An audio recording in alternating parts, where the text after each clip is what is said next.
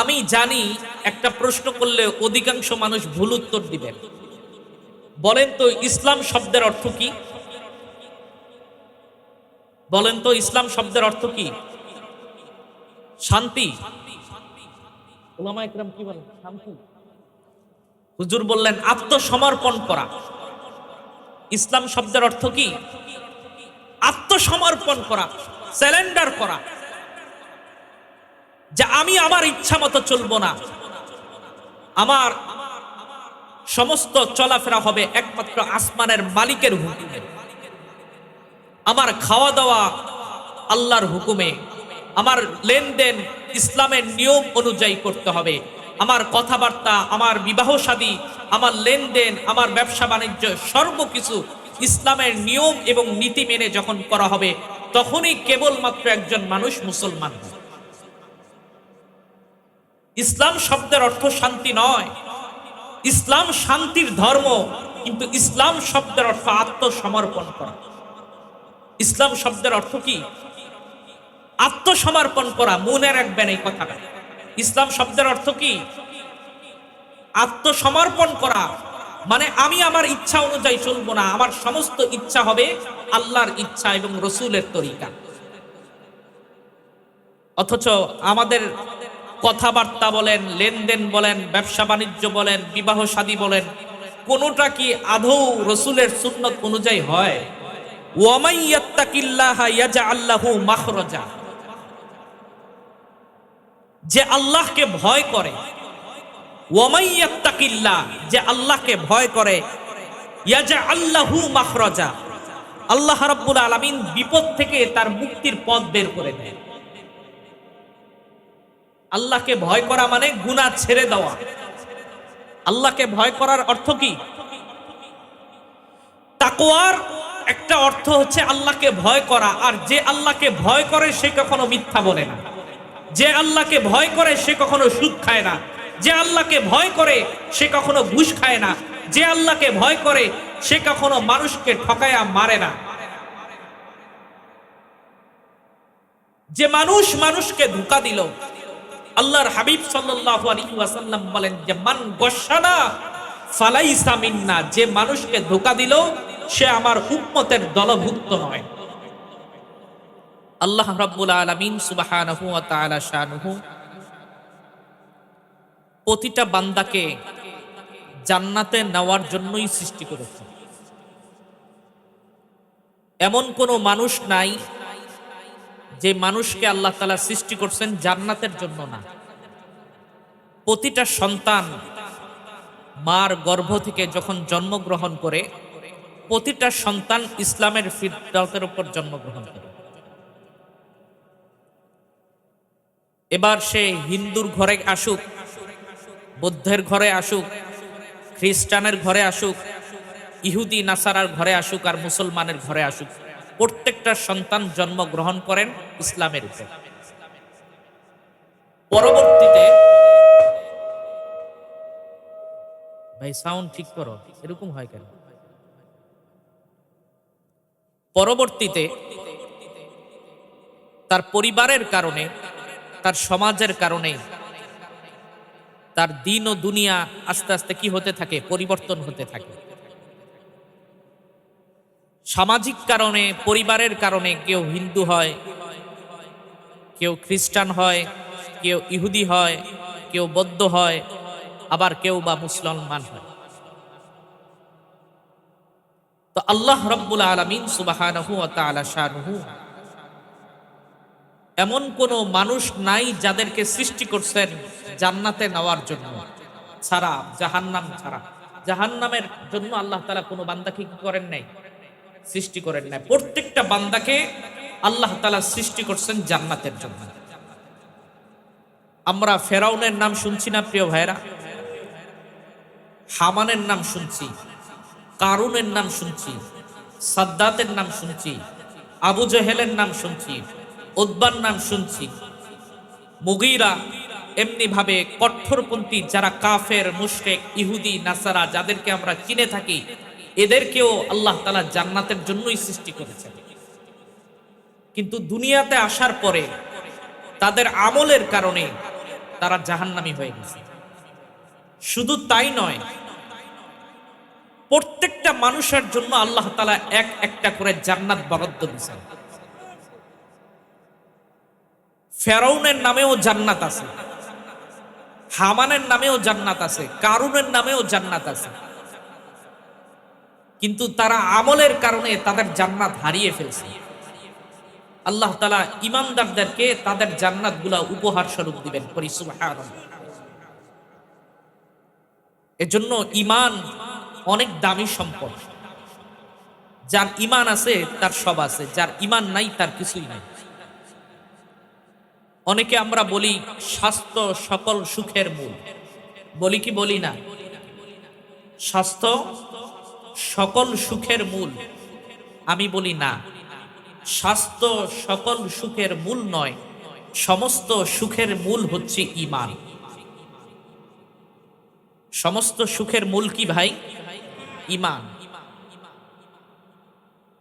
আপনারা বলবেন হুজুর এটা কই পাইলেন? কই? সারা জীবন বই পুস্তকে পড়াইলাম স্বাস্থ্য সকল সুখের মূল, আপনি হেনে কইতাছেন যে না, ঈমান সমস্ত সুখের মূল। আমি বাহিরের ডিস্ট্রিক্টের মানুষ না, মুন্সিগঞ্জের মানুষ। আমার গ্রামের বাড়ি হচ্ছে শ্রীনগর। আপনাদের টঙ্গিবাড়ি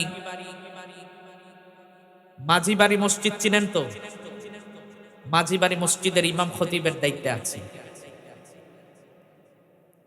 অতএব আমরা আমাদের ভাষায় কথা বললে কারো কোনো সমস্যা নাই তো? আমরা সব এক। আমরা কি সব এক। এজন্য আমরা বাহিরের কেউ না, সবাই আমরাই।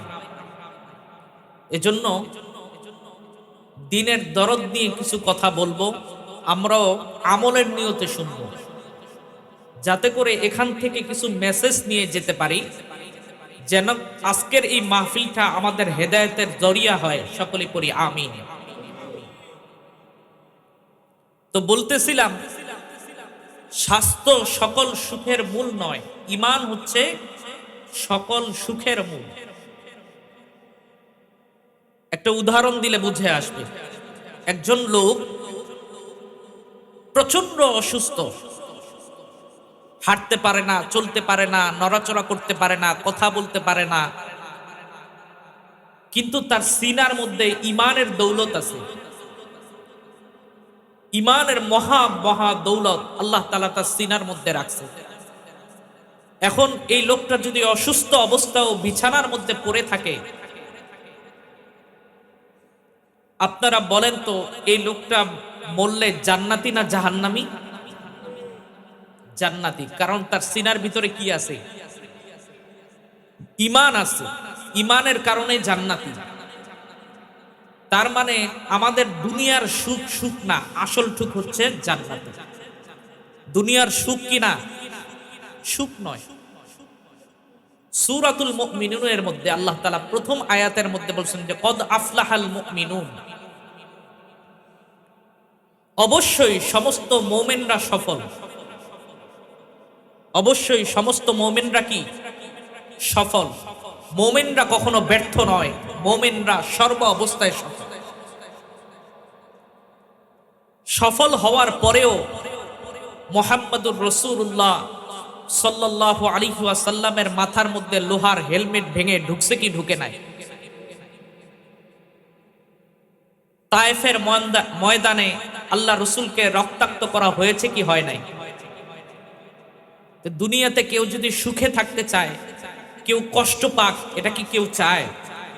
তারপরও আল্লাহ রসুল দুনিয়াতে কি করছেন? দিনের জন্য, ইসলামের জন্য কষ্ট স্বীকার করছেন। তার মানে বোঝা গেল দুনিয়ার সুখ সুখ নয়, আসল সুখ হচ্ছে জান্নাতের। হযরতে আলী রাদিয়াল্লাহু তাআলা আনহু, আল্লাহ রসুল সাল্লাল্লাহু আলাইহি ওয়াসাল্লামের মেয়ের জামাতা হযরত ফাতেমা রাদিয়াল্লাহু তাআলা আনহার স্বামী। ফাতেমা রাদিয়াল্লাহু তাআলা আনহা তার ঘরের ভারী ভারী কাজ করার কারণে আগের দিনের জাতা দিয়ে জব ভাঙানো হইত। কুয়ার থেকে বালতি দিয়ে রশি দিয়ে টেনে টেনে পানি উঠানো হইতো। এই ভারী ভারী কাজ করার কারণে হযরতে ফাতেমা রাদিয়াল্লাহু তাআলা আনহার হাতের মধ্যে দাগ হয়ে গেছে। হযরত আলী রাদিয়াল্লাহু তাআলা আনহু তাকে পরামর্শ দিলেন যে আল্লাহ রসুলের দরবারে দেখলাম কিছু খাদেম আসছে, তুমি রসুলের কাছে গিয়ে তোমার আব্বাকে গিয়ে বলো তোমার কাজের সহযোগিতার জন্য একজন খাদেমা নিয়ে আসো। হযরত ফাতেমা রাদিয়াল্লাহু তাআলা আনহা বাবার কাছে গেলেন, গিয়ে দেখলেন লোকজনের ভিড় বেশি, লোকজন একটু বেশি। ফাতেমা রাদিয়াল্লাহু তাআলা আনহা লজ্জার কারণে আর বললেন না, আবার ফিরে আসলেন। ফিরে আসার পরে আলী রাদিয়াল্লাহু তাআলা আনহু জিজ্ঞেস করতেছে, কি ব্যাপার বলো নাই? বলতেছে যে না, আব্বার কাছে গিয়ে দেখলাম লোকজনের এত ভিড়, আব্বাকে এই কথা বলতে আমি সাহস করি নাই, এজন্য ফিরে আসছি। তো রাতের বেলা মুহাম্মদুর রাসূলুল্লাহ সাল্লাল্লাহু আলাইহি ওয়াসাল্লাম নিজেই ফাতেমা রাদিয়াল্লাহু তাআলা আনহার ঘরে গেলেন, গিয়ে দরজা নক করতেছেন, আলী বাড়িতে আসো? আলী রাদিয়াল্লাহু তাআলা আনহু গেট খুলে দিলেন, ইয়া রাসূলুল্লাহ আমরা বাড়িতে আছি, বলেন। ফাতেমাকে জিজ্ঞেস করতেছে, ফাতেমা তুমি কি আমার কাছে গেছিলা? জি আব্বা যান, আপনার কাছে গেছিলাম, কিছু তো বললা না, না বইলা ঈশা পড়লা। ফাতেমা রাদিয়াল্লাহু তাআলা আনহা বললেন যে আব্বা এমন এমন কথা যে ভারী ভারী কাজ করার কারণে আমার হাতে দাগ হয়ে গেছে, যদি একজন খাদেম দিতেন তাহলে কাজের একটু সহযোগিতা হতো। আল্লাহ রাসূল সাল্লাল্লাহু আলাইহি ওয়াসাল্লাম বললেন, দেখো মা, দুনিয়াতে আমরা কেউ সুখ করার জন্য আসি নাই, মুমিনের সুখ হচ্ছে জান্নাতে। মুমিনের সুখ কোথায়? জান্নাতে। তবে তোমাদেরকে একটা আমল শিখিয়ে দেই, যে আমলের কারণে জান্নাতে যাওয়া তোমাদের জন্য সহজ হয়ে যাবে। পড়ি সুবহানাল্লাহ। আল্লাহর হাবিব জনাবে মুহাম্মদুর রাসূলুল্লাহ সাল্লাল্লাহু আলাইহি ওয়াসাল্লাম বললেন, ফাতেমা রে, আলী ফাতেমা তোমরা যখন রাতের বেলা বিছানার মধ্যে ঘুমাইতে যাইবা, তখন বিছানার মধ্যে শোয়ার পরে 33 বার সুবহানাল্লাহ, 33 বার আলহামদুলিল্লাহ, 34 বার আল্লাহু আকবার পাঠ করবা।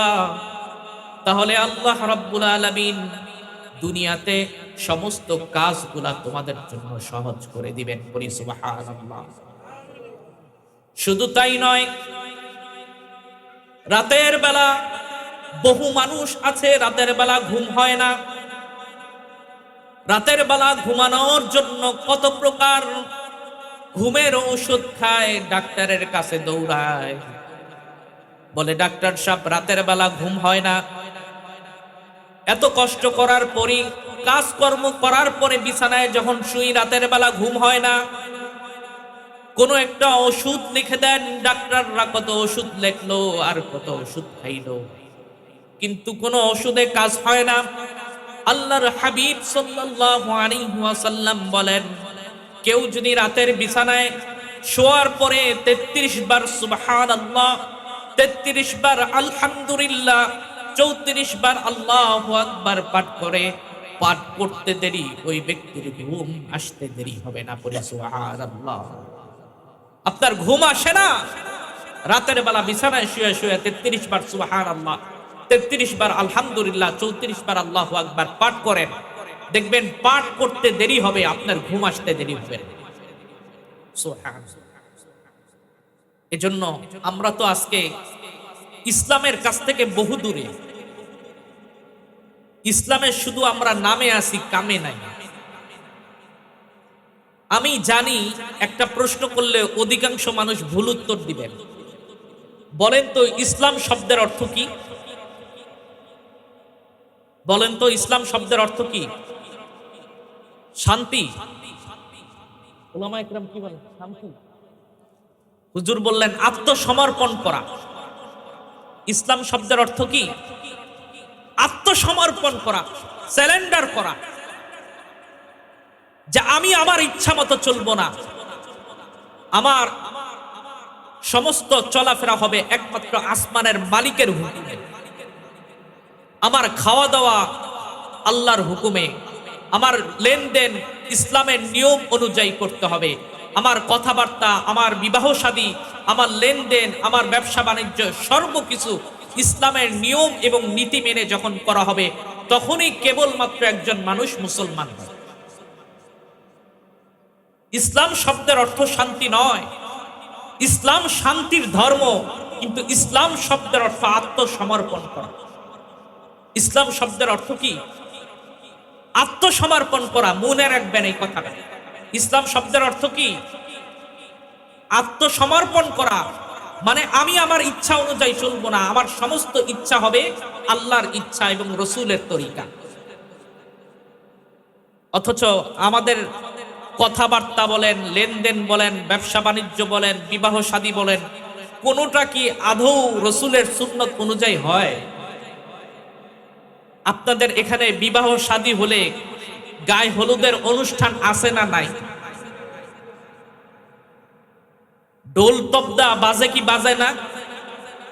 বক্সের বাড়ি আছে না নাই? এটা কি আল্লাহ রসুল মনে হয় শিখাই দিয়ে গেছিল? গায়ে হলুদের প্রোগ্রাম মনে হয় আল্লাহ রসুলের ইন্তেকালের পরে আবু বকর রাদিয়াল্লাহু তাআলা আনহু শিখাই দিয়ে গেছে না? তাহলে ওমর রাদিয়াল্লাহু তাআলা আনহু শিখাই দিয়ে গেছে? কোন সাহাবী শিখাই দিয়ে গেছে? কোন তাবিন শিখাই দিয়ে গেছেন? কোন তাবিন শিখাই দিয়ে গেছেন? কোন খোলাফায়ে রাশিদিন শিখাই দিয়ে গেছেন? তাহলে মনে হয় কোন বুজুর্গ শিখাই দিয়ে গেছে। নিজেরাই শিখেন নাই, ধার কইরা আনছেন। আনছেন কই থেকে? ধার কইরা আনছেন। দেখছেন হিন্দুদের বাড়িতে বিবাহের আগের দিন ঢোল তবলা বাজে, ডেকসেট বাজে।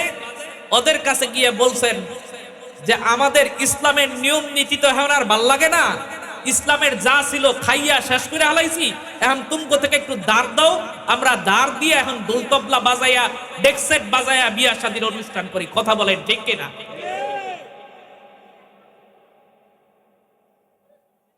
তাহলে যেই মুসলমান নিজের ধর্ম ভালো লাগলো না, হিন্দুদের থেকে নিয়ম নীতি ধার করে নিজের ধর্মে ঢুকায় নিল, নিজের আদর্শের মতো ঢুকায় নিল, ওই ব্যক্তি কি ইসলাম মানলো কি মানলো না? মানছে। তাহলে কি ওই ব্যক্তি মুসলমান? যেই মুসলমান তার মেয়ের বিবাহতে, তার ছেলের বিবাহতে ঢোল তবলা ডেকসেট বাজায়, সে কখনো মুসলমান হইতে পারে না। সে কি হইতে পারে না? আর যাই হোক, সে কখনো মুসলমান হতে পারে না। কারণ মুসলমানের বিবাহ শাদীতে কখনো ঢোল তবলা ডেকসেট বাজতে পারে না। আমরা এমন মুসলমান যে আমরা বাহিরের থেকে ধার কইরা কর্জ কইরা নিয়ে আইসা এখন আমাদের চলতে হয়। আল্লাহ রাসূল সাল্লাল্লাহু আলাইহি ওয়াসাল্লাম বলেন যে মান তাশাব্বাহা বিকওমিন ফাহুয়া মিনহুম, যে যেই জাতির অনুসরণ করলো সে তাদের মধ্যে একজন। তা আপনি হিন্দুদের নিয়ম অনুসরণ করলেন, তাদের দেখানো অনুযায়ী ঢোল তবলা ডেকসেট গানের আয়োজন করলেন, গায়ে হলুদের অনুষ্ঠান করলেন। এখন তো আরো একটা প্রোগ্রাম বাড়ছে, কমে নাই। আগের দিন হয় মেহেদি অনুষ্ঠান, এরপরের দিন হয় গায়ে হলুদের অনুষ্ঠান, এরপরের দিন বিয়া, এরপরের দিন বৌবাদ, এরপর আড়াই নায়রি, আট নায়রি, আরো যে কত কিছু আছে এটা খোদাই ভালো জানে। আছে না নাই? এই নিয়ম নীতিগুলা কোথা থেকে আনছে? এগুলো কি আদৌ মুসলমানের কোন নিয়ম? এগুলো মুসলমানের নিয়ম। আমরা এমন এক মুসলমান নিজেকে নামে পরিচয় দেই, কিন্তু আমাদের কোনো কাজে ইসলামের কোনো নামগন্ধ নাই। আমরা শুধু নামেই মুসলমান, কামে মুসলমান না। এজন্য প্রিয় ভাই, আল্লাহ তাআলা কোরআনুল কারীমের মধ্যে বলছে, ইয়া আইয়ুহাল্লাযীনা আমানু ওয়া আমিনু, হে ঈমানদারগণ তোমরা ঈমান আনো। হে ঈমানদারগণ তোমরা ঈমান আনো। এখন বলতে পারেন ঈমানদার হইলে ঈমান আনবো কেমনে? যেই ঈমান আমরা আনছি এই ঈমান তো বহুতাকে খাইয়া হালাইছে।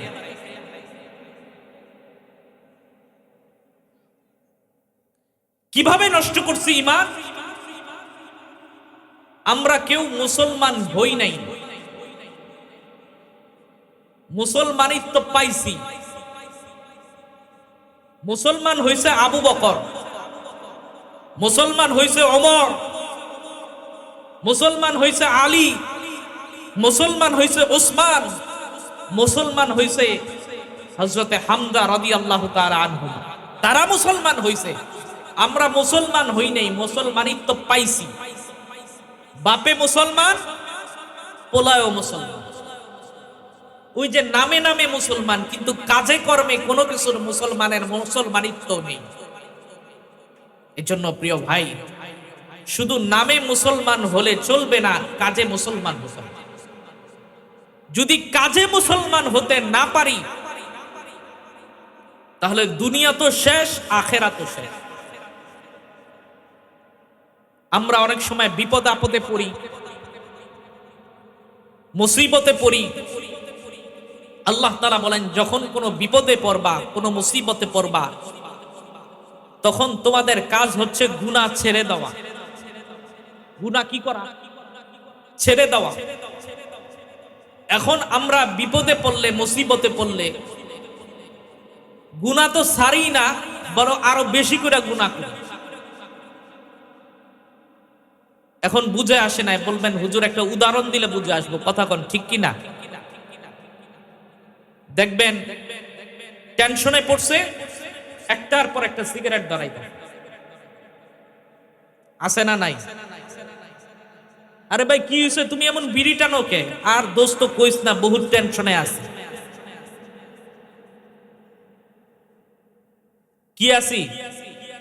টেনশনে আছি। তে তুমি বিড়ি খাও কে? বিড়ি খাওয়া মনে হয় সওয়াবের কাজ। আল্লাহ রাব্বুল আলামিন জাহান্নামীদেরকে যখন জাহান্নামে খাদ্য দিবেন, খাদ্যের মধ্যে তিনটা কোয়ালিটি থাকবে। কয়টা? তিনটা কোয়ালিটি থাকবে। জাহান্নামীদেরকে যখন জাহান্নামে দিবেন, জাহান্নামীদের খাদ্যের মধ্যে তিনটা কোয়ালিটি থাকবে। কয়টা? তিনটা। এক নাম্বার হচ্ছে জাহান্নামীদের খাদ্যের মধ্যে আগুন থাকবে। কি থাকবে? আগুন থাকবে। দুই নাম্বার থাকবে ধোঁয়া, দুর্গন্ধযুক্ত ধোঁয়া। তিন নাম্বার হবে, এক নাম্বার হচ্ছে আগুন থাকবে, দুই নাম্বার ধোঁয়া থাকবে, তিন নাম্বার থাকবে দুর্গন্ধ, এবং সেটা হবে অখাদ্য, খাদ্য না, খাবারের মতো কিছু না, সেটা হবে অখাদ্য। এখন আপনারা বুঝে থাকলে বলেন তো, সিগারেট খাইলে মনে হয় পেট ভরে? পেট ভরে? তাহলে এটা খাদ্য না অখাদ্য? সিগারেটের মধ্যে আগুন আছে না নাই? ধোঁয়া আছে না নাই? দুর্গন্ধ আছে না নাই? তাহলে এবার বুঝে থাকলে বলেন তো, এই খাবারটা জাহান্নামীদের খাবারের সাথে মিলে কি মিলে না? তাহলে আমরা দুনিয়াতে থাকতেই জাহান্নামের খাবার খাই, এমন মানুষ এখানে আছে না নাই? কথা বলতে গেলে বহু কথা বের হবে, মাটি খুঁড়তে গেলে বহু কেচ্ছো বের হবে।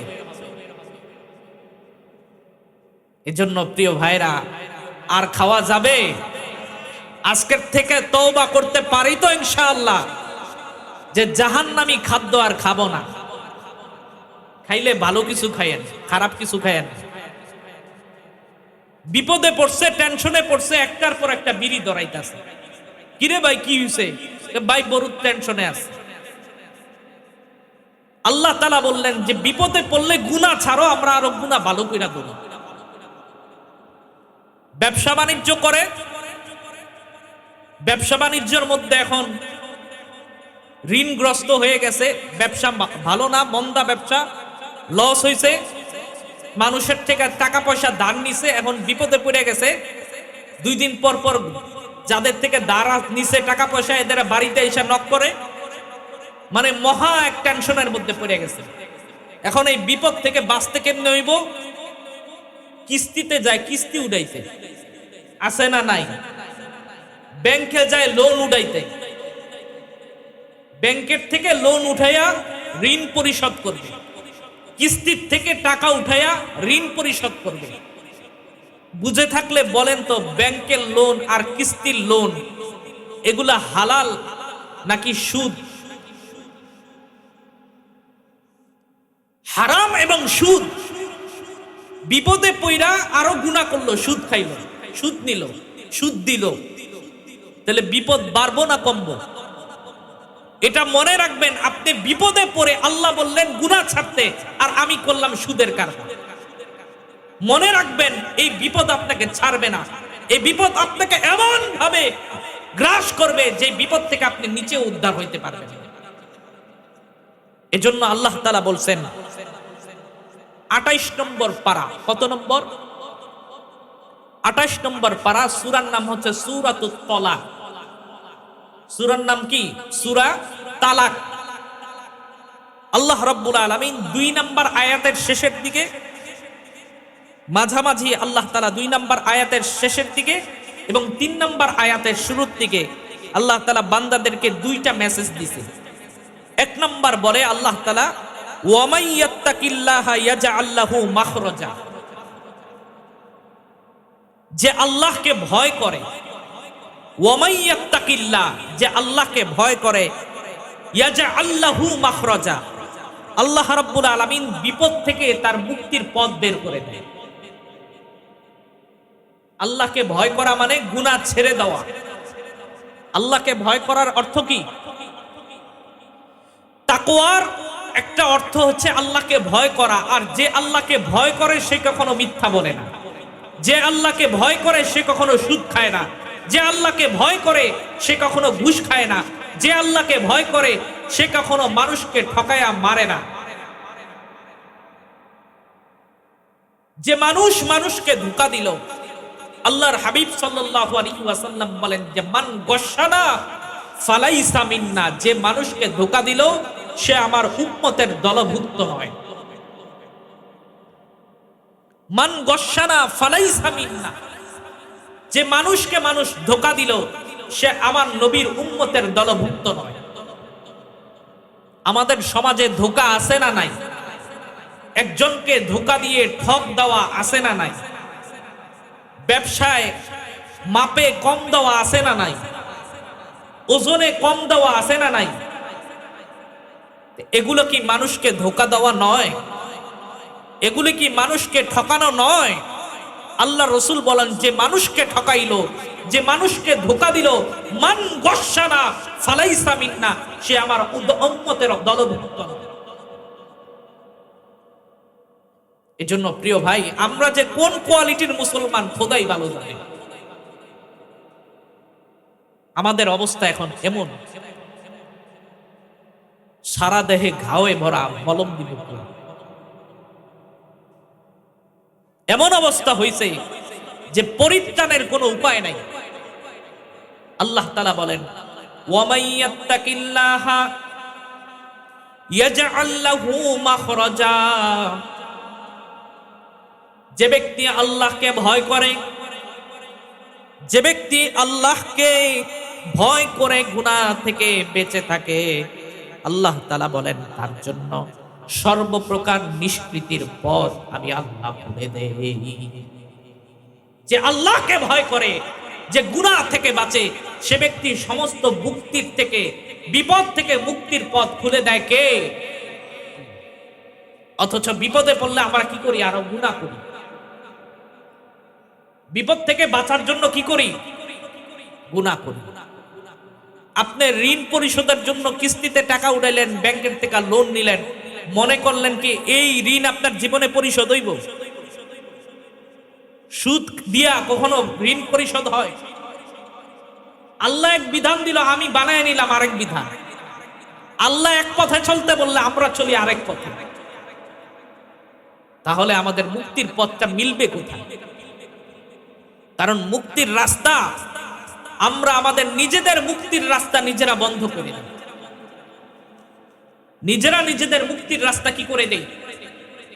বন্ধ করে দেই। এজন্য প্রিয় ভাইরা, এমন পরিস্থিতি যদি চলতে থাকে তাহলে আমরা কখনোই মুক্তি পাবো না। আল্লাহ তাআলা বলেন পরবর্তী আয়াতের মধ্যে, যে ব্যক্তি আল্লাহকে পরিপূর্ণভাবে ভয় করল, আল্লাহ রাব্বুল আলামিন তাকে বিপদ থেকে মুক্তির পথ কি করবেন? খুলে দিবেন। সুবহানাল্লাহ।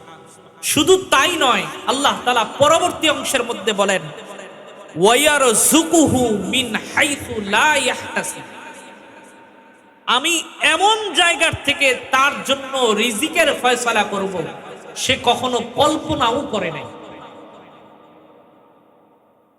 সে কখনো কি করে নাই? কল্পনাও করে নাই, ভাবেও নাই।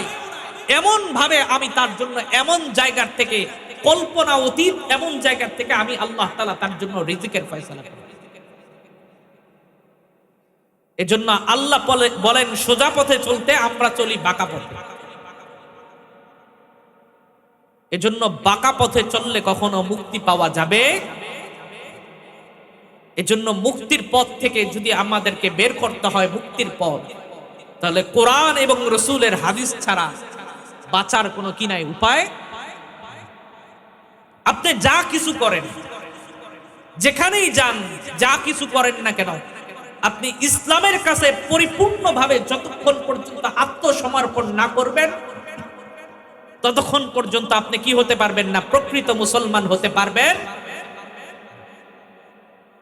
এজন্য প্রিয় ভাইরা, আমাদেরকে আল্লাহ তাআলা বাঁচাইতে চান, জান্নাত দিতে চান, কিন্তু আমরা আমাদের নিজেদের রাস্তা নিজেরা কি করে ফেলি? বন্ধ করে ফেলি। এক নাস্তিক ইমামে আজম আবু হানিফা রাহমাতুল্লাহি আলাইহির কাছে জিজ্ঞাসা করছে, তুমি নাকি বড় ইমাম, ইমামে আজম আবু হানিফা, তোমার কাছে জানতে চাই যা কিছু হয় না হয় সব হয় কার ইচ্ছায়? আল্লাহর ইচ্ছায়। গাছের একটা পাতাও নড়ে নাই কার হুকুম ছাড়া? আল্লাহর হুকুম ছাড়া। এই কথা সত্য না মিথ্যা? সত্য। নাস্তিক এসে ইমামে আজম আবু হানিফা রাহমাতুল্লাহি আলাইহির কাছে বলতেছে যে সব যদি আল্লাহর ইচ্ছায় হয়, গাছের পাতাও যদি না নড়ে আল্লাহর হুকুম ছাড়া, তাহলে মানুষ যদি গুনাহ করে এটাও তো তাহলে আল্লাহর ইচ্ছায় করে।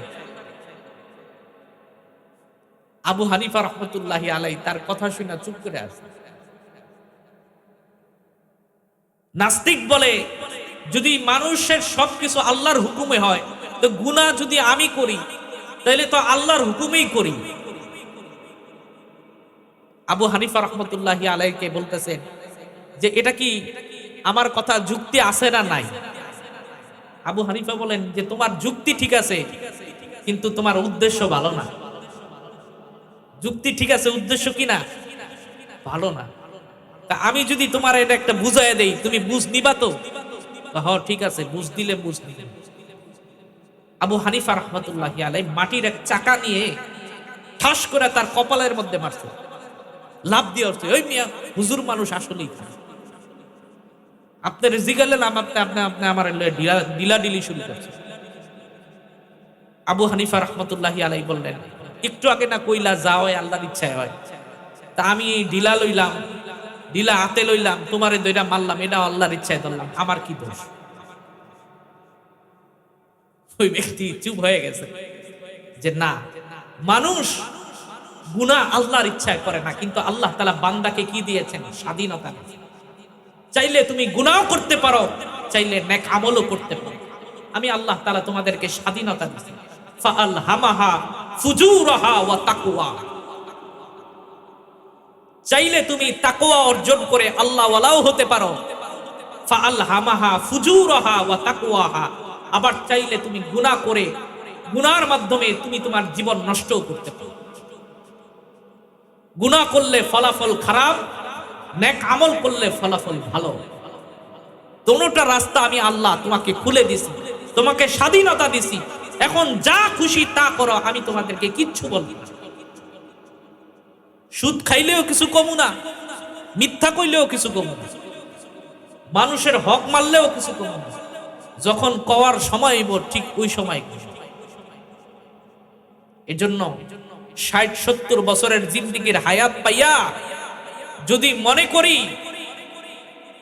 যে যেমনে খুশি তেমনে চলুক, তাহলে এটা ধারণাটা বড় ভুল। এই ধারণা নিয়ে যদি বেঁচে থাকি আপনি চরম ভুল করবেন। কারণ হায়াতের মালিক কে? রিজিকের মালিক কে? হায়াত যে কোনো সময় শেষ হইতে পারে কি পারে না? আল্লাহ রাব্বুল আলামিন বলেন, ফাইদা জাআ আজালুহুম লা ইস্তাখিরুনা সাআতাও ওয়া লা ইস্তাকদিমুন। আমি রব্বুল আলামিন বান্দার একটা নির্দিষ্ট হায়াতের সময়সীমা দিয়েছি। ফাইদা জাআ আজালুহুম, ওই সময়টি যখন চলে আসবে, লা ইস্তাখিরুনা সাআতাও ওয়া লা ইস্তাকদিমুন, 1 সেকেন্ড আগেও করা হবে না, 1 সেকেন্ড পরেও করা হবে না। নির্দিষ্ট সময়ে বান্দা তোমাকে দুনিয়া থেকে বিদায় নিতে হবে। হায়াতের সময় যখন শেষ হয়ে যাবে, 1 সেকেন্ড আগেও করা হবে না, 1 সেকেন্ড পরেও করা হবে না, দুনিয়া থেকে কিন্তু চলে যেতে হবে। এজন্য কেন আসলাম আর কি করলাম এবং কি নিয়ে গেলাম, এটা হচ্ছে ভাবার বিষয়। আল্লাহ রাব্বুল আলামিন আপনাকে আমাকে শুধু খাইলাম দাইলাম ফুর্তি করলাম, ব্যবসা বাণিজ্য করলাম, পোলাপান জন্ম দিলাম, আর এদেরকে বড় কইরা বুড়া বয়সে এদের কামাই রোজগার খাওয়ার জন্য আল্লাহ তাআলা দুনিয়াতে পাঠায়। আল্লাহ তাআলা প্রত্যেকটা বান্দাকে একটা হায়াতের সময়সীমা দিয়েছেন, লিমিটেশন দিয়েছেন, যে এখান থেকে এই পর্যন্ত তোমার হায়াত। আমি তোমাদেরকে দেখতে চাই এই হায়াতের মধ্যে তোমরা কে কত বেশি ভালো আমল করে আমি আল্লাহর জন্য নিয়ে আসতে পারি।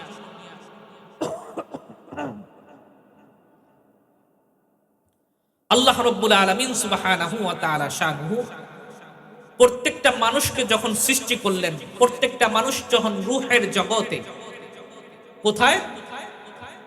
আলমে রূহতে, রূহের জগতে। আল্লাহ রাব্বুল আলামিন পৃথিবীতে সমস্ত মানুষের বয়স এক। পৃথিবীর সমস্ত মানুষের বয়স কি? পৃথিবীতে প্রত্যেকটা রূহকে, প্রত্যেকটা আত্মাকে আল্লাহ তাআলা একসাথে সৃষ্টি করছে। আদম আলাইহিস সালাতু ওয়াস সালাম থেকে নিয়ে শুরু করে কিয়ামতের আগ মুহূর্ত পর্যন্ত যেই বাচ্চাটা জন্ম গ্রহণ করবেন, প্রত্যেকটা রূহের বয়স এক, প্রত্যেকটা আত্মার বয়স এক। আপনার বয়স যা, আপনার ছেলের বয়সও তা। আপনার বয়স যা, আপনার নাতির বয়সও তা। কেউ কারো ছোট না, কেউ কারো বড় না, পৃথিবীতে সবাই সমান। কিন্তু আল্লাহ তাআলা কাউকে আগে পাঠাইছেন, কাউকে পরে পাঠাইছেন। বাবাকে আগে, সন্তানকে পরে, নাতিকে তারপরে, সিরিয়াল বাই স্টেপ বাই আল্লাহ তাআলা পাঠানোর কারণে কেউ ছোট বড়, কিন্তু হায়াতের যে রূহের জগতে কেউ কারো ছোট না, কেউ কারো বড় না। আল্লাহ রাব্বুল আলামিন সমস্ত রূহগুলা একসাথে সৃষ্টি করেছেন। সৃষ্টি করার পরে আল্লাহ রাব্বুল আলামিন আরমে রূহের ভিতরে বান্দাদেরকে জিজ্ঞাসা করলেন, আলাস্তু বিরব্বিকুম, আমি কি তোমাদের রব নই? আলাস্তু বিরব্বিকুম, আমি কি তোমাদের রব নই? সমস্ত মানুষ একই সমস্বরে কণ্ঠে উত্তর দিলেন, কলু বালা, অবশ্যই আপনি আমাদের রব। সর্বপ্রথম এই উত্তরটা দিয়েছিলেন মুহাম্মাদুর রাসূলুল্লাহ সাল্লাল্লাহু আলাইহি ওয়াসাল্লাম। এই রূহের জগৎটা ছিল একটা ক্লাসরুমের মতো। কিসের মতো? ক্লাসরুমের মতো। ক্লাসরুমে অনেক সময় স্যাররা, শিক্ষকরা পড়া জিজ্ঞাসা করে কি করে না? করে না?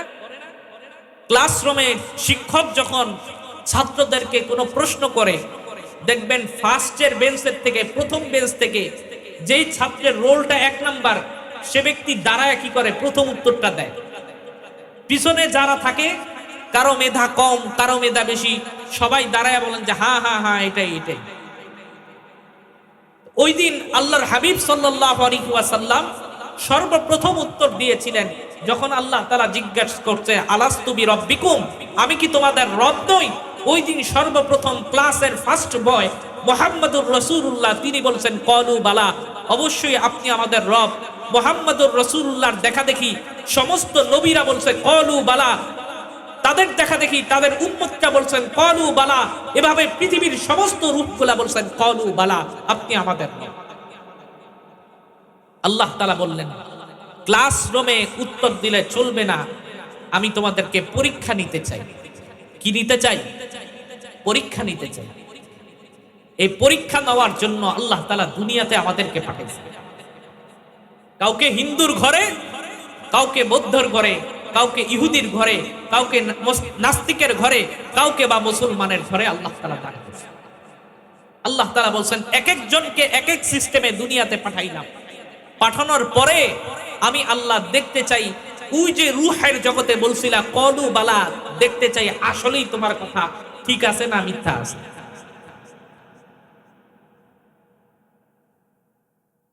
এবার দুনিয়াতে আসার পরে এই মানুষগুলা দুনিয়ার লোভ লালসা, টাকা পয়সা, অর্থ উপার্জন, দুনিয়ার চাকচিক্যময় জীবন পেয়ে আল্লাহ তাআলাকে ভুলে গেছে। ওই যে রূহের জগতে বলছে ক্বালু বালা, দুনিয়াতে এসে কিসের ক্বালু বালা, কোনো খবর নেই। এবার এই মুসলমানরা হিন্দুদের থেকে দাঁড় কইরা গায়ে হলুদ নেয়, খ্রিস্টানগো থেকে দাঁড় কইরা জন্মদিনের উৎসব নেয়, ইহুদিদের থেকে ধার করে এই যে কিছুদিন আগে গেছে না 31st নাইট, 31শে ডিসেম্বর, এমনি ভাবে আরো কত দিবস যে আছে, 14ই ফেব্রুয়ারি বিশ্ব বেহায়া দিবস আছে না নাই? এটা মূলত কি দিবস? 14ই ফেব্রুয়ারি কি দিবস? ভালোবাসা দিবস। কি দিবস? ভালোবাসা দিবস। আমি বলি যে না, ভালোবাসা দিবস না, এটা হলো বিশ্ব ভাদ্র দিবস। কি দিবস? বেহায়া দিবস না, ভাদ্র দিবস। ভাদ্র দিবসে দেখবেন এক কুত্তা আরেক কুত্তার পিছনে ঘুরে, আছে না নাই? এক কুত্তা আরেক কুত্তার পিছনে ঘুরে, রাস্তা ঘাটে চিপায় চাপায় কি যে করে। কুত্তা যা করে ওরাও তা করে। কুত্তার সাথে ওদের সাথে কোনো পার্থক্য নাই, কথা বলেন ঠিক কিনা? এজন্য প্রিয় ভাইরা, আমরা এমন এক মুসলমান যে মুসলমানের কোনো মুসলমানিত্ব নাই, যে আমাদের অবস্থা এমন হয়েছে আমরা বিভিন্ন হিন্দুদের কাছ থেকে, বৌদ্ধদের কাছ থেকে, খ্রিস্টানদের কাছ থেকে, ইহুদিদের নাসারাদের কাছ থেকে বিভিন্ন জিনিস দাঁড় কইরা চলা শুরু করছি। আমাদের মুসলমানদের ইসলামী তাহাজিব তাবাদ্দুন বলতে সব হারায়া বিসর্জন দিয়া এখন আমরা খালিয়াতে ঘুরতেছি। এই কারণে আজকে সারা বিশ্বের মুসলমান নির্যাতিত, আজকে কাশ্মীরের মুসলমানরা নির্যাতিত, ফিলিস্তিনের মুসলমানরা নির্যাতিত, আরাকানের মুসলমানরা নির্যাতিত, ভারতের মুসলমানরা নির্যাতিত, গোটা পৃথিবীতে আজকে মুসলমানরা জুলুম আর নির্যাতনের শিকার, কথা বলেন ঠিক কিনা? কারণ মুসলমান তার ঐতিহ্য ইতিহাস সব হারিয়ে বিসর্জন দিয়ে আজকে তারা পথে বসছে। আরে মুহাম্মদুর রাসূলুল্লাহ সাল্লাল্লাহু আলাইহি ওয়াসাল্লাম গাছের নিচে শুয়ে আছে, একা অবস্থায় এক কাফের এসে বলতেছে তরবারি খোলে, এই মুহাম্মদ তোমাকে আজকে কে বাঁচাবে? আল্লাহ রাসূল সাল্লাল্লাহু আলাইহি ওয়াসাল্লাম বলছে, এমন ভাবে আল্লাহ বলছে যে কাফেরের অন্তর থরথর করে কাঁপে উঠে। আজকে আমাদের সেই ঈমান গেল কই? বদরের প্রান্তে মুসলমানদের সংখ্যা 313, কাফেরদের সংখ্যা 12,000। আল্লাহ রাব্বুল আলামিন 313কে 12,000-এর মধ্যে বিজয় দান করছিলেন ঈমানের বদৌলতে, কথা বলেন ঠিক কিনা? শাহজালাল ইয়ামানি রহমতুল্লাহি আলাইহি তিনি যখন ইয়ামান থেকে বাংলার জমিনে এসেছিলেন, সিলেটের প্রাঙ্গণ থেকে তিনি যখন নারায়ে তাকবীর আল্লাহু আকবারের ধ্বনি দিয়েছিলেন, গৌর গোবিন্দর মস্তক থরথর করে কেঁপে উঠেছিল। কথা বলেন ঠিক কি? এজন্য প্রিয় মুসলমান, আজকে আমরা আমাদের অতীত ইতিহাস বিসর্জন দিয়ে সবকিছু ভুলে আজকে আমরা দিশেহারা অবস্থা হয়ে,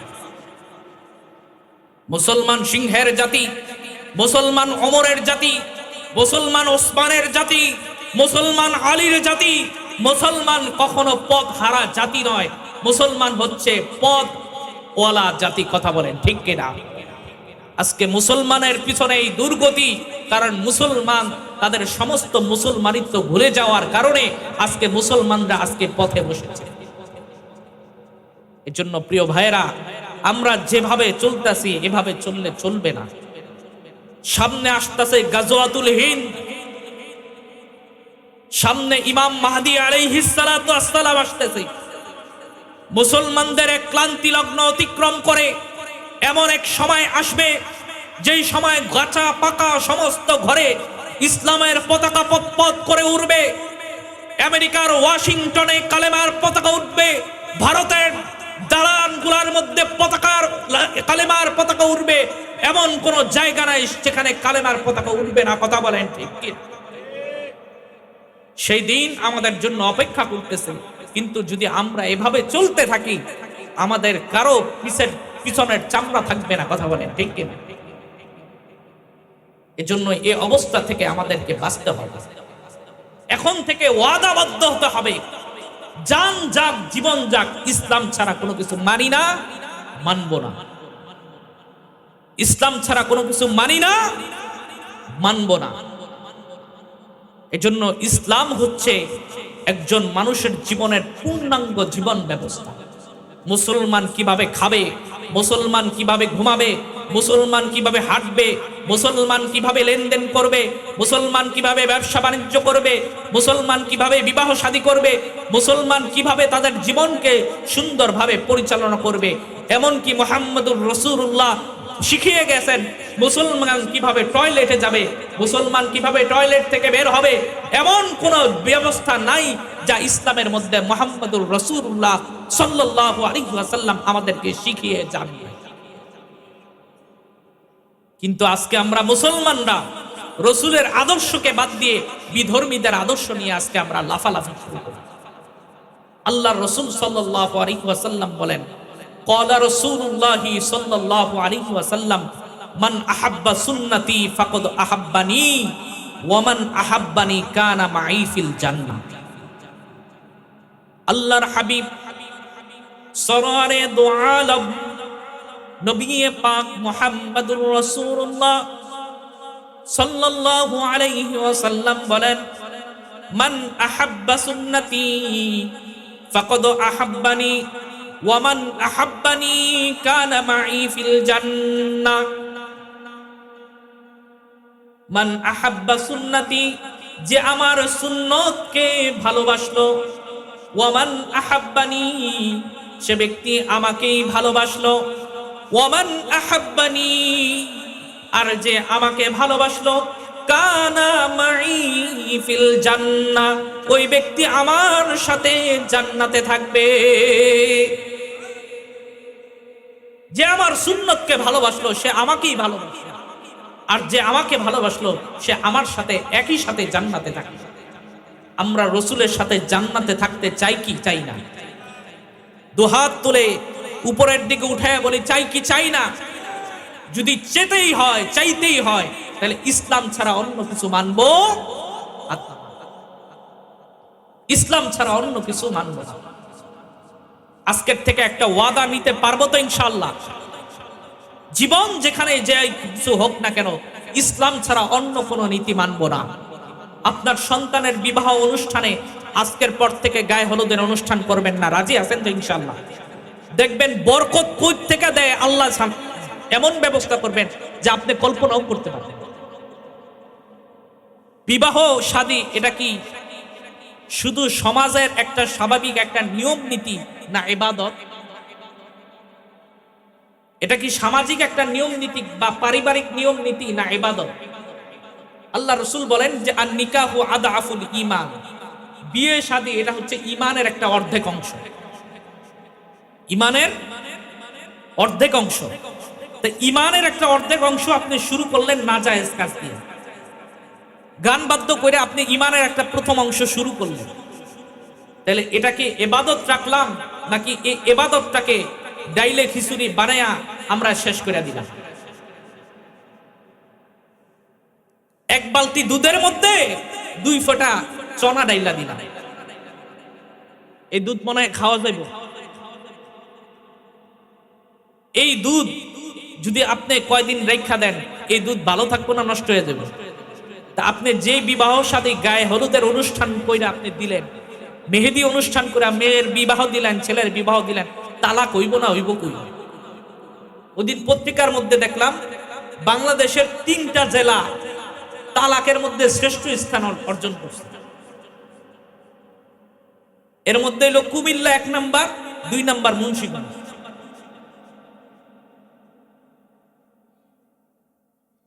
এটাকে ইসলামকে মনে হয় মানার কারণে এই বরকত আমরা ভোগ করতেছি মনে হয়। আরো বরকত আইব, আরো করেন, আরো বরকত আইব, এমন বরকত আইব যে বরকত রাখেন না ঘরে জায়গা বিলতে পাইবেন না। এজন্য প্রিয় ভাই, ইসলামকে মানতে হবে। ইসলামকে না মাইনা আপনি যা কিছু করেন না কেন, এমন বিপদে পড়বেন যে বিপদ থেকে উদ্ধারের রাস্তা খুঁজে পাইবেন। আপনি যা কিছু করেন বিপদের রাস্তা খুঁজে পাইবেন না, বের হওয়ার কোনো পথ খুঁজে পাইবেন না। এজন্য প্রিয় ভাই, ইসলামকে মানতে হবে। রাজি আছি তো ইনশাআল্লাহ? আল্লাহ রসুলের সুন্নতকে মানতে হবে। যদি মেনে মেনে চলি, আল্লাহ তাআলা প্রত্যেকটা কাজে কাজে বরকত দিবে, প্রত্যেকটা কাজে কাজে বরকত দিবে।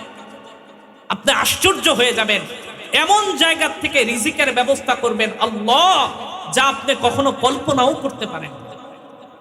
এজন্য আল্লাহ তাআলা বলেন ওয়ায়ারযুকুহু মিন হাইসু লা ইয়াহতাসিব, এমন জায়গা থেকে আমি আল্লাহ তোমার রিজিকের ব্যবস্থা করব, লা ইয়াহতাসিব, এমন বরকতের ফয়সালা করব যা কখনো তুমি কল্পনাও করতে পারো।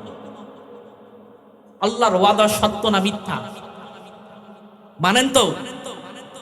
যদি মানে থাকেন তাহলে মাইনা দেখবেন, আল্লাহকে ভয় করেন, গুনাহ ছাড়েন, দেখবেন এমন বরকতের ফয়সালা করবেন আল্লাহ যা আপনি কখনো কল্পনাও করতে পারবেন না।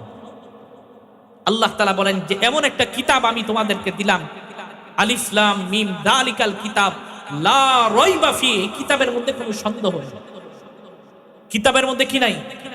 কোনো সন্দেহ নাই, সন্দেহের কোনো অবকাশ নাই। এমন এক কিতাব আমি আল্লাহ তোমাদেরকে দান করেছি।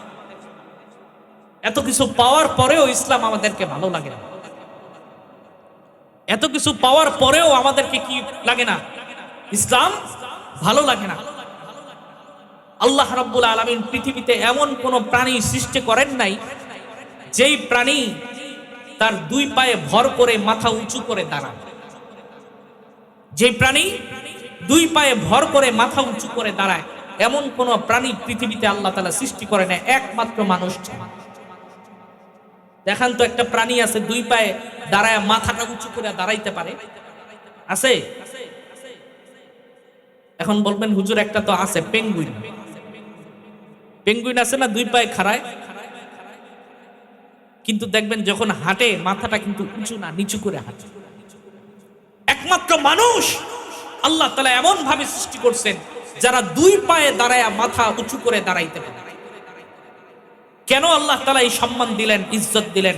আল্লাহ তাআলা কালামে হাকিমের মধ্যে বলেন ওয়ালাকাদ বানি আদমু কাররামনা, আমি বনি আদমকে সবচেয়ে সম্মানিত করে সৃষ্টি করেছি। শুধু তাই নয়, আল্লাহ তাআলা বলেন তিনটা কসম খাওয়ার পরে বলেন লাকাদ খলাকনাল ইনসানা ফি আহসানি তাকওয়িম, মানুষকে আমি এত সৌন্দর্য বন্ধন করে, এত সৌন্দর্য দিয়ে সৃষ্টি করেছি, অন্য কোন প্রাণীকে আমি এভাবে সৃষ্টি করি। ইমামে আজম আবু হানিফা রাহমাতুল্লাহি আলাইহি, ওনার বয়স তখন 7 বছর। কত বছর? 7 বছর। তখন পর্যন্ত তিনি ইমামে আজম হয় নাই।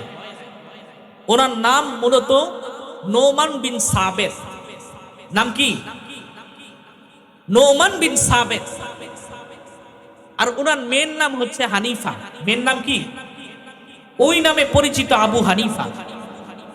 হানিফার বাপ ওই নামে কি হয়ে গেছে? পরিচিত হয়ে গেছে। কিন্তু মূলত ওনার নাম নোমান বিন সাবেত। এই নোমান বিন সাবেত ছোট্ট 7 বছর বয়স। ওনার ওই সময়কার এক ঘটনা, যে এক লোক তার বউকে বড় ভালোবাসে। বউকে কি করে? ভালোবাসে। একদিন রাতের বেলা বাড়ির উঠানে দাঁড়ায়া আসমানের চাঁদের দিকে তাকায়া দেখতেছে পূর্ণিমার চাঁদ সুন্দর একেবারে ভরা আকাশে জ্বলজ্বল করতেছে। জামাই আর বউ দুইজন বাড়ির উঠানে তাকায়া আসমানের চাঁদের দিকে তাকায়া স্বামী তার স্ত্রীকে বলতেছে যে দেখো চাঁদটা কতই না সুন্দর। বউ বলবে হ্যাঁ আসলেই চাঁদটা বড় সুন্দর। স্বামী বেচারা বলে যে আল্লাহর কসম তুমি চাঁদের থেকেও বেশি সুন্দর, না এলে তুমি 3 তালাক। জামাই কি কইছে? আল্লাহর কসম তুমি চাঁদের থেকেও বেশি সুন্দর, আর তুমি যদি চাঁদের থেকে সুন্দর না হও তাহলে তুমি কয় তালাক? 3 তালাক। এটাকে বলা হয় তালাকে শর্তিয়া। তালাকে শর্তিয়া, শর্ত সহ তালাক দিতে। যদি তুমি চাঁদের থেকে সুন্দর না হও তাহলে তুমি 3 তালাক। এখন চাঁদ হইল জলজল করতেছে সাদা লাইটের আলো, বেটার বউ হইল কালা। এখন বেডি দৌড়ে গলের ভিতরে গিয়া পর্দা লাগাই দিছে। কি হয়েছে? কি হয়েছে? গেলাকে তুমি কইছো চাঁদের থেকে সুন্দর না হইলে আমি 3 তালাক। চাঁদ তো কত সুন্দর আর আমি তো কালা, অতএব তোমার সাথে আমার কাম সারা, তালাক। তোমার সাথে আমার কি তালাক হয়ে গেছে। হাই হাই করলাম নাকি? বউরে এত ভালোবাসি, খুশির ঠেলায় এমন কথা কইলাম, বউ 3 তালাক হয়ে গেছে। এখন হুজুরগো পিছে পিছে দৌড়ায়। আমাদের সমাজে এমন মানুষ আছে না নাই? ঝগড়া লাগে, কইতে কই যায়, তুই তালাক, তোর বাপে তালাক, তোর মায়ে তালাক, তোর 14 গোষ্ঠী তালাক। 1 তালাক, 2 তালাক, 3 তালাক, 22 তালাক, তোর 14 গোষ্ঠী তালাক। আছে না নাই? এরপর হুজুরগো পিছে পিছে ঘুরে। হুজুর দেখেন না কোন একটা জোড়াতালি লাগান যায় না? আপনাদের সমাজে মনে হয় নাই, আগে আছে দেখেন। যাক ভালো হয়ে গেছে, যাক আলহামদুলিল্লাহ। এখন হুজুরকে পিছে পিছে দৌড়ায় তো। এখন মাদ্রাসার এক মুহাদ্দিস সাহেবের কাছে গেছে। হুজুর দেখেন তো কোন একটা জোড়াতালি লাগান যায়নি। কইছে খাইছে রে, কামটা করছো কি? চাঁদ তো অবশ্যই সুন্দর, তোমার বউ যেহেতু কালা, তালাক তো হয়ে গেছে। নোমান বিন সাবেত উনি দুপুরের খানা খাইয়া দেখবেন ছোটবেলা বাচ্চারা 7-8 বছরের দেখবেন তিরিং বিরিং নাচতে নাচতে মাদ্রাসার দিকে যায়, আছে না নাই? এই তালাক শুননা বেড়ার তো মাথা খারাপ, রাস্তার পারে বৈশা মাথায় হাত দিয়ে কান্তাছে। নোমান বিন সাবেত ইমামে আজম আবু হানিফা রাহমাতুল্লাহি আলাইহি বাড়ির থেকে দুপুরের খানা খাইয়া নাচতে নাচতে মাদ্রাসায় যাইতাছে। দে রাস্তার মধ্যে বেড়ায় মাথায় হাত দিয়ে কান্তাছে। চাচা কি হইছে? বাতিজার কইও না, এমন এমন ঘটনা, তোমার চাচিরও তো 3 তালাক দিয়া কাম সারা করে হালাইছে। তুমগো মাদ্রাসায় গেছিলাম, তুমগো মাদ্রাসার হুজুরেও কইছে তালাক হয়ে গেছে। এখন কি উপায়? নোমান বিন সাবেত ইমামে আজম আবু হানিফা রাহমাতুল্লাহি আলাইহি কতক্ষণ চুপ থাকার পরে বলতেছে, চাচা আপনি টেনশন করেন না, আপনার চাচি তালাক হয় না। আমার চাচি কি হয় নাই? তালাক হয় না, আপনার বউ ঠিক আছে। তুমি কও কি? একটা বাচ্চা পোলা পান, তোমার হুজুরে কইল তালাক হয়ে গেছে, তুমি কও তালাক হয় নাই। চলো তোমারে নিয়ে মাদ্রাসায় যাব। নোমান বিন সাবেতের হাত ধইরা মাদ্রাসায় নিয়ে গেছে। হুজুরে বলতেছে, হুজুর আপনি কইলেন তালাক হয়ে গেছে, আপনার মাদ্রাসার ছাত্র কয় তালাক হয় না, এটা কামড়া হইল কি? কে কইছে এই কথা? এই যে নোমান বলছে, নোমান রে নিয়ে আসো।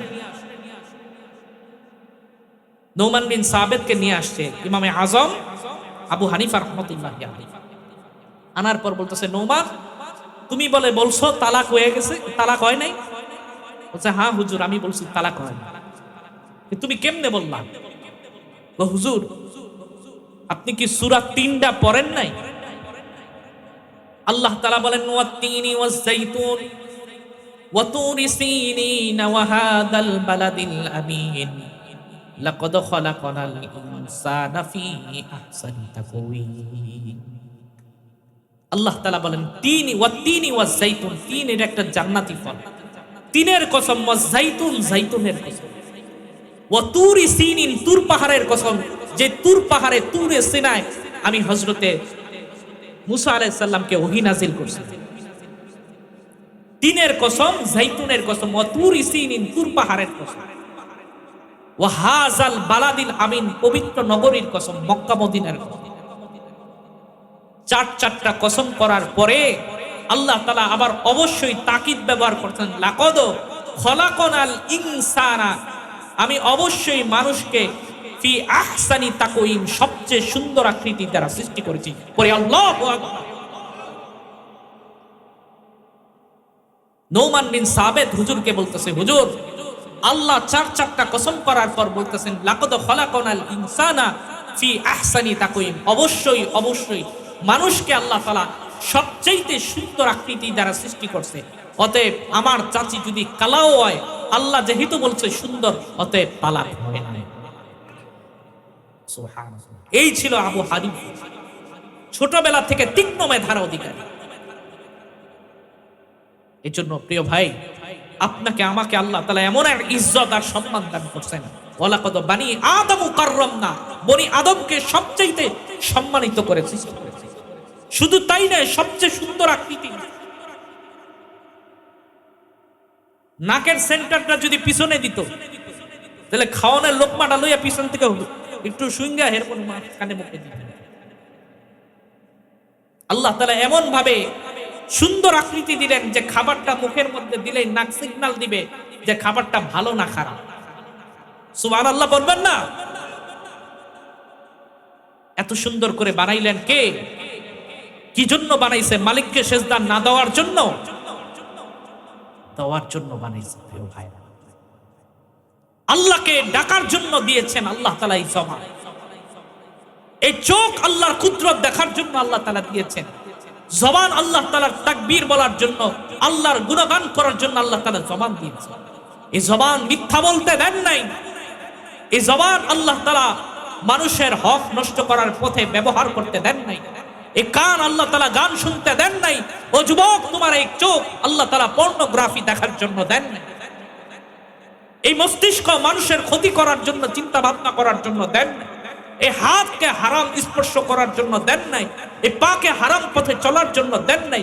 যা দিয়েছেন আল্লাহ তাআলা গোটা সবকিছু আল্লাহর ইবাদতের জন্য। এই জন্য প্রিয় ভাই, একজন মানুষ যদি 5 ওয়াক্ত নামাজ পড়ে, কয় ওয়াক্ত? 5 ওয়াক্ত নামাজ পড়ে, স্বাভাবিকভাবে আমরা যদি নফলের হিসাব বাদ দেই, নফলের হিসাব কি দেই? বাদ দেই। ফজরে পড়েন কয় রাকাত? 4 রাকাত। 2 রাকাত সুন্নত, 2 রাকাত ফরজ। 4 রাকাত নামাজে কয়টা সেজদা আছে? 8টা। জোহরের নামাজ পড়ি 10 রাকাত, 4 রাকাত সুন্নত, 4 রাকাত ফরজ, 2 রাকাত সুন্নত। নফল অনেকে পড়ে, আবার অনেকে পড়ে না।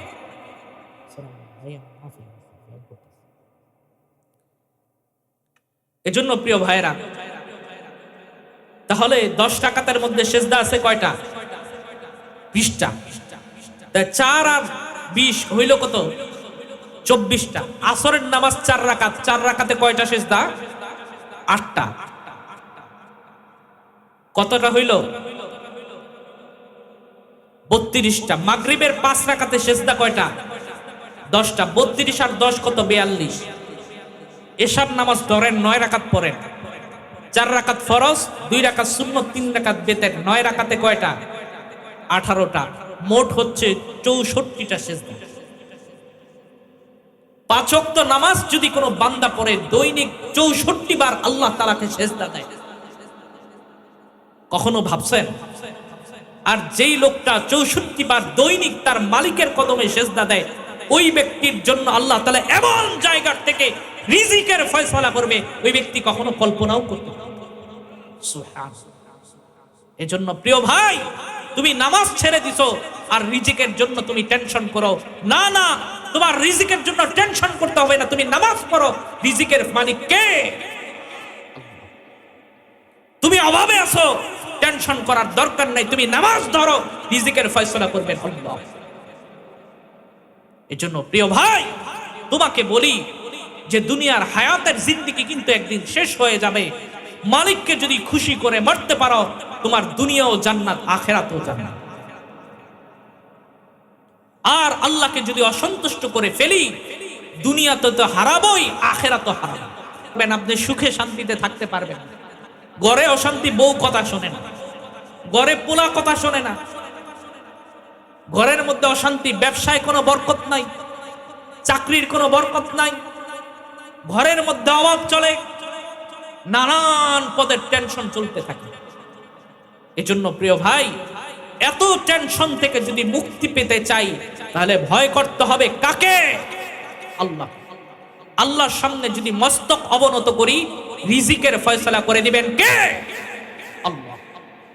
এজন্য 5 ওয়াক্ত নামাজ পড়তে রাজি আছি তো ইনশাআল্লাহ? দুহাত তুলেন, দুহাত তুলে বলেন লিল্লাহি তাকবীর। নামাজ পড়তে রাজি আছি তো ইনশাআল্লাহ? আজকের পর থেকে ওয়াদা করব, 1 ওয়াক্ত নামাজ কাজা করব না। রাজি আছি তো ইনশাআল্লাহ? আল্লাহ রাব্বুল আলামিন আমাদের সকলকে 5 ওয়াক্ত নামাজি হিসাবে কবুল ফরমান, পড়ি আমিন। আবার যদি কখনো দেখা হয় ইনশাআল্লাহ বাকি কথা বলবো। আখিরি দাওয়ানা আনিল হামদুলিল্লাহি রাব্বিল আলামিন, ওয়াসসালাতু ওয়াসসালামু আলা রাসূলিহিল কারীম।